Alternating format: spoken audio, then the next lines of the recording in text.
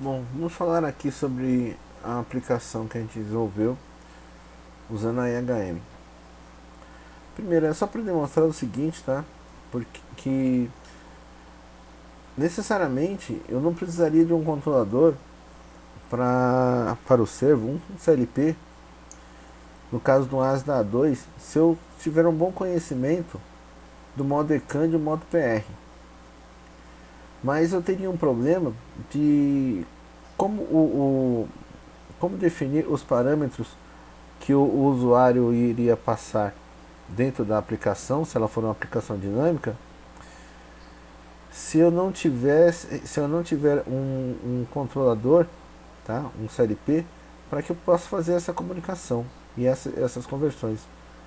Para isso, a gente pode usar os recursos de macro da EHM. Toda a EHM Delta, DOP A e DOP B possui o recurso de macro. O que é macro? Macro é uma linguagem parecida com texto estruturado, onde a gente pode desenvolver aplicações simples.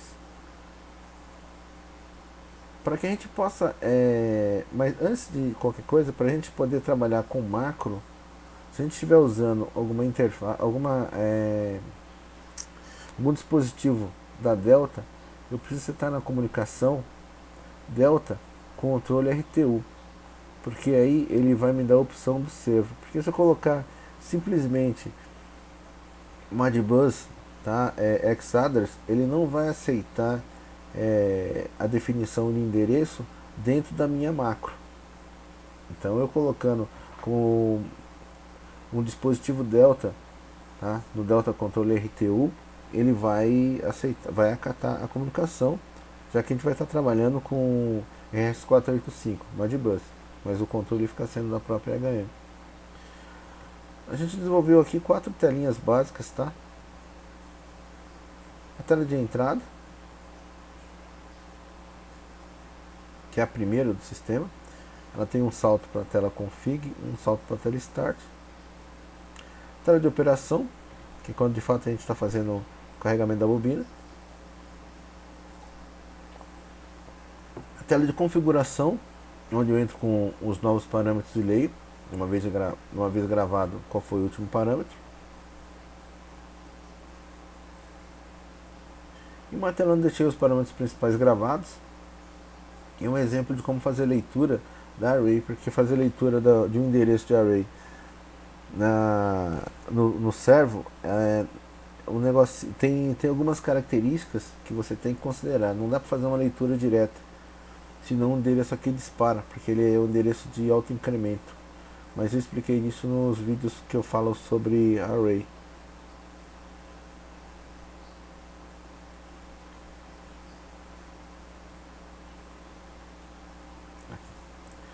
Aqui aqui eu costumo usar o IO Screen para dar uma olhada o que eu tenho relacionado. Dentro dessa primeira tela, a gente só tem aqui memórias retentivas e nenhuma configuração de botão. As macros dentro do DOP-B, elas podem obedecer algumas regras, algumas características, e são macros diferentes. Eu tenho as macros principais de sistema. Macro inicial é o seguinte: quando eu ligo a IHM, ele vai executar de cara essa função. Macro do background, ela fica executando um programa de fundo da IHM, ou seja, ele fica fazendo uma rotina automática dentro de todas as telas. E macro de clock, bom, macro de clock eu não lembro nem o que é direito, preciso dar uma olhadinha no manual. Se eu não me engano, eu acho que você pode determinar um tempo pré-determinado para executar uma rotina. Você precisa dar uma olhada, normalmente eu uso SS. Na inicial, o que foi feito aqui? Primeiro, como obter esse endereço aqui? Vou voltar aqui. Se eu pegar aqui, que é um botãozinho qualquer, um botão momentário, como eu determinei que é controle RTU, ele já me dá todos os devices da linha Delta, certo? Para ele ser entrada, saída, memória, step, temporizador, contador, memória D, aqui no controlador de temperatura, esses aqui são os padrões, e aqui em cima tem o que me interessa. Tem um controle para inverter e tem o que? O servo, que é o nosso caso. Na hora que eu coloco o servo, eu coloco o endereço qualquer aqui, ó, 0 em hexa, tá? No bit, então, 0, 4, 12. Como é bit, eu tenho que colocar um ponto 0. Você percebeu que ele me gera um link? Então, para mim é ter aquele link, aquela descrição. Normalmente eu coloco o endereço aqui, depois eu dou uma copiada nele, aí eu apago, porque depois eu começo a modificar só daqui para frente, ó. Aqui para trás é tudo igual. Esse aqui é o endereço do dispositivo, tá? Cancelar isso, deletar o botão que não serve para nada. Mas aqui voltando, marca inicial. O que é isso? Quando eu entro, como a gente está trabalhando aqui com as DIs, eu estou configurando as DIs, eu estou acionando, modificando o parâmetro 1 ou 0, que é o terceiro, que é o daqui da direita para a esquerda, é o terceiro número, porque diz onde como é ativo a DI. Se ela for ativa em 0, a partir do momento que eu ligo o servo, ela já vai entrar ativada. Se ela for ativa em 1, a DI tem que ser fechada para que a função seja ativada. Aqui, ó, como eu estou aqui link 2, porque eu estou usando dois servos, eu estou ligando o servo on, que é essa função 101, do endereço 214, que é o endereço da DI1. Aqui eu estou ativando o servo on da DI3. Aqui, na verdade, aqui eu estou desativando, tá? Aqui não lembro qual que é a outra DI. A DI do endereço 216, vamos dar uma olhada qual que é, 218, e do endereço 221. Deve ser aqui, pelo que a gente predeterminou.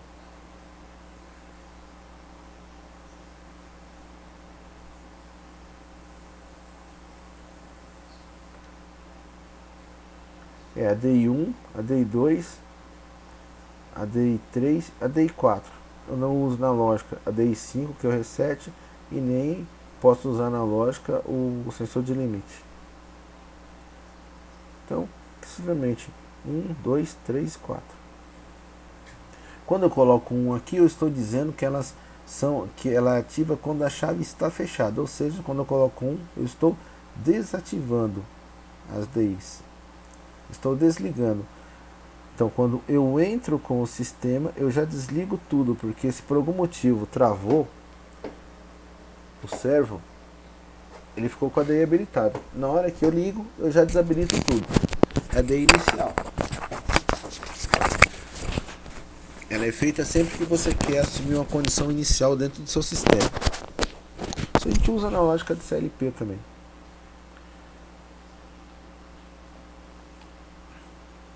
Background eu não coloquei nada. Não rodei dentro dessa rotina. Aqui eu vou passar para tela de config, que seria o endereço do primeiro botão.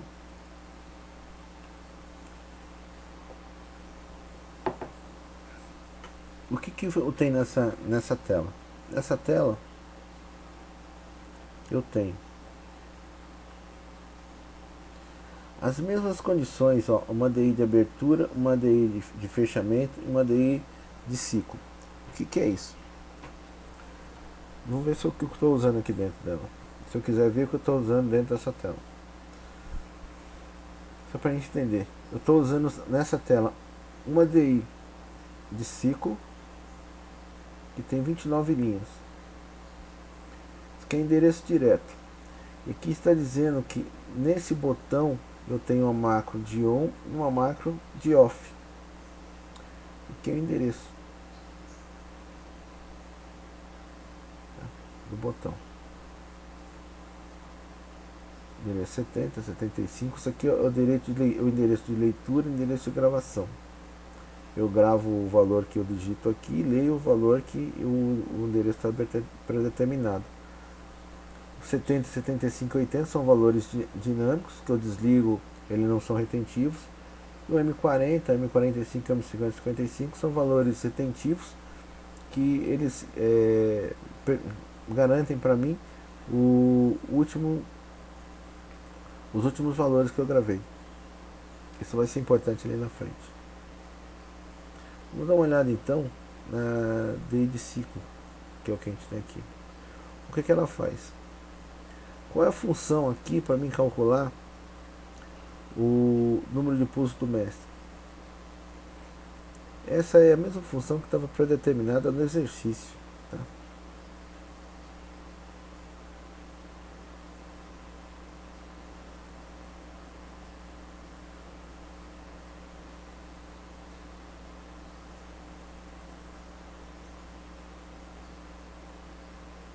O mestre e o escravo. Vamos dar uma olhada como está lá.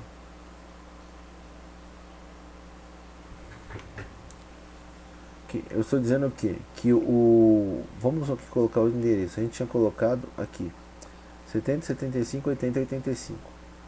Então 70 é a largura da bobina.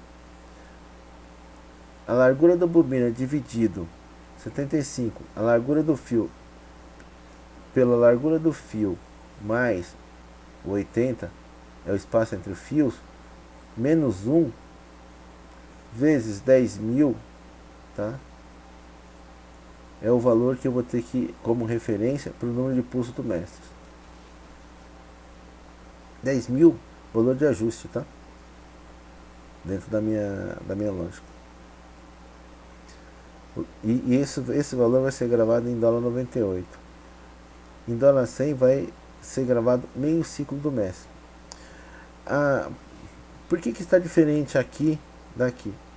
Porque é uma macro bem simples dessas IHM, elas não aceitam precedência.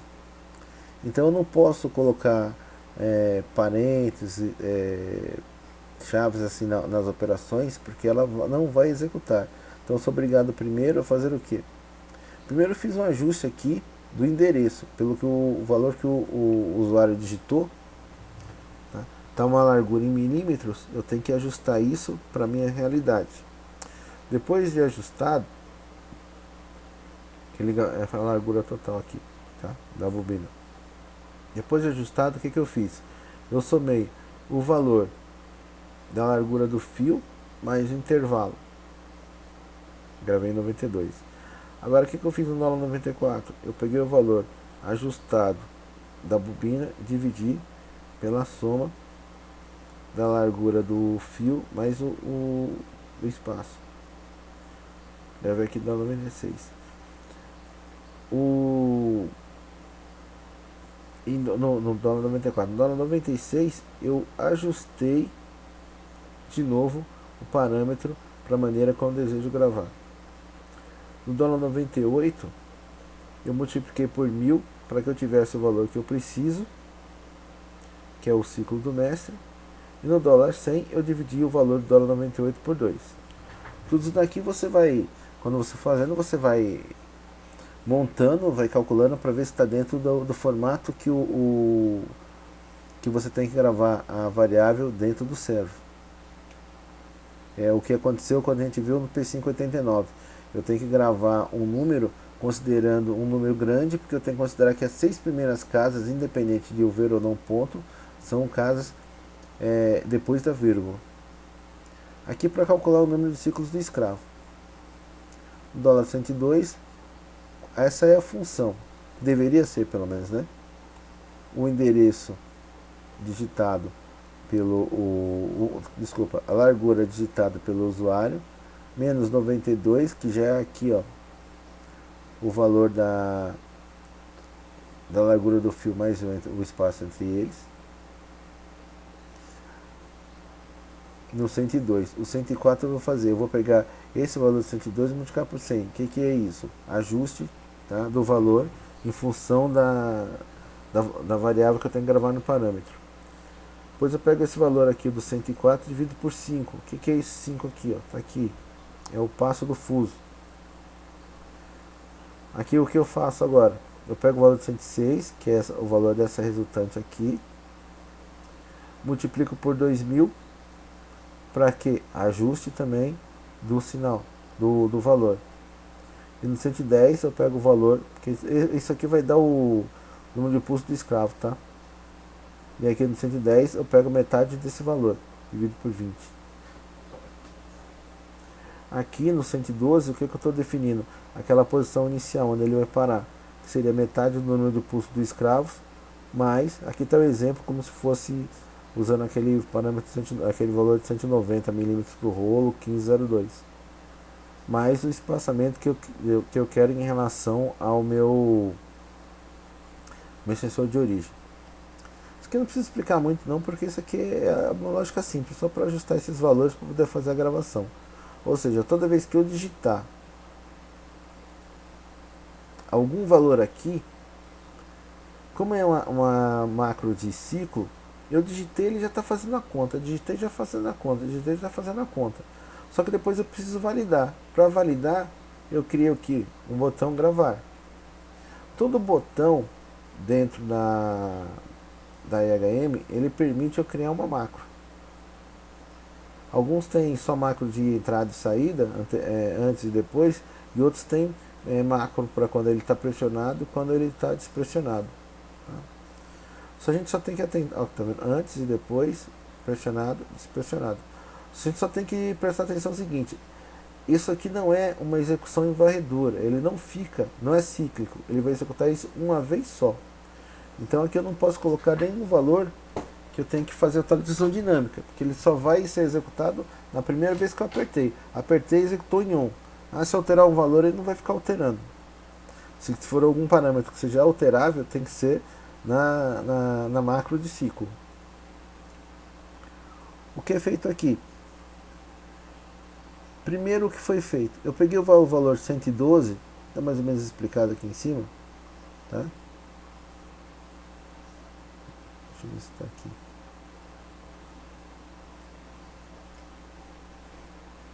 Eu acho que eu coloquei um para ficar mais fácil da gente visualizar, para comparar.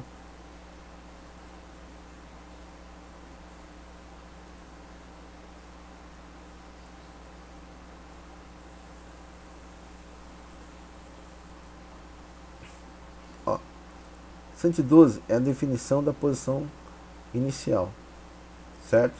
Eu estou gravando isso no endereço 06006, que é, na verdade, o parâmetro P63, que é o valor da PR1. Aqui, ó, tá vendo aqui, ó? PR1, link, aqui é o endereço 0606. Como eu sei isso? Vai lá dentro da P66,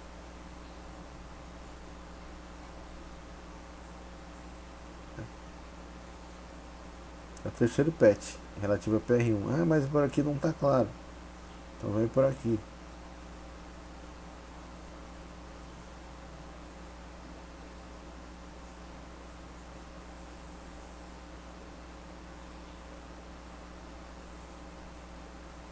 P63, certo? É o valor aqui da PR1. Para saber o endereço,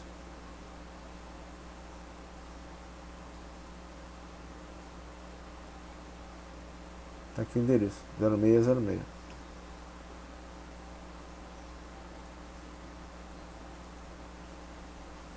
Então, aí o que aconteceu? Eu já peguei em função daquele cálculo, gravei aqui o valor do posicionamento inicial. Aqui embaixo, o que está sendo feito? Tudo isso aqui é feito na hora que eu pressiono o botão, tá? Ele está gravando no P511, que é o primeiro endereço, que é o apontador de endereço da matriz, está apontando para o endereço 50. O P518, que o P512 e o P513, que é o endereço 0518 e 05A, eles vão gravar no endereço 50 e sucessivamente no 51. Então eu estou gravando o valor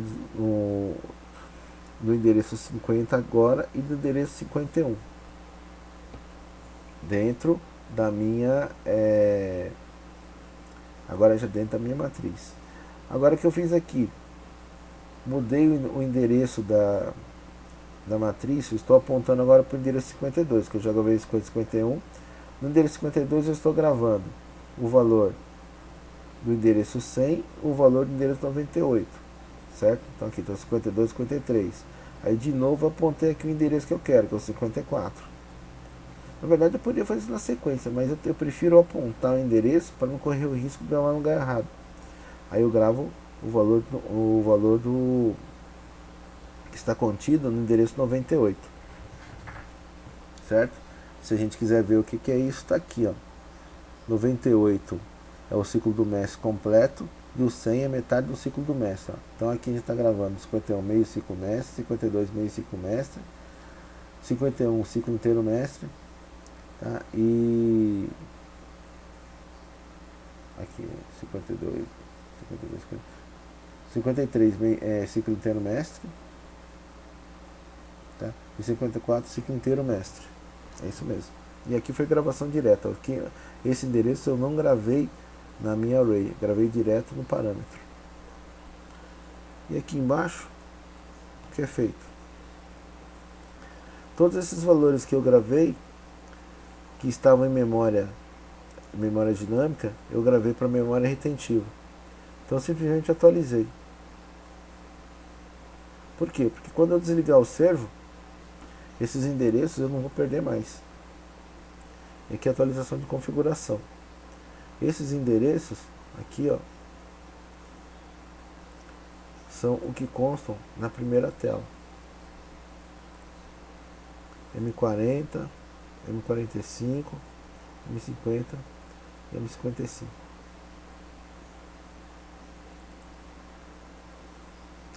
E aqui também a última configuração.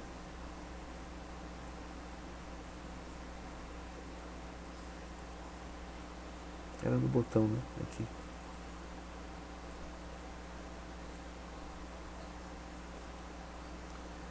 E atualização. A Croft não tem nada. Ou seja, o que vai acontecer? Uma vez que eu coloquei os valores aqui, ele vai alterar o valor da PR1 e vai alterar o valor das tabelas. 185 não é tabela, isso aqui é parâmetro direto. Aí depois eu vou para a tela de operação. Na tela de operação, dá uma olhada aqui no View.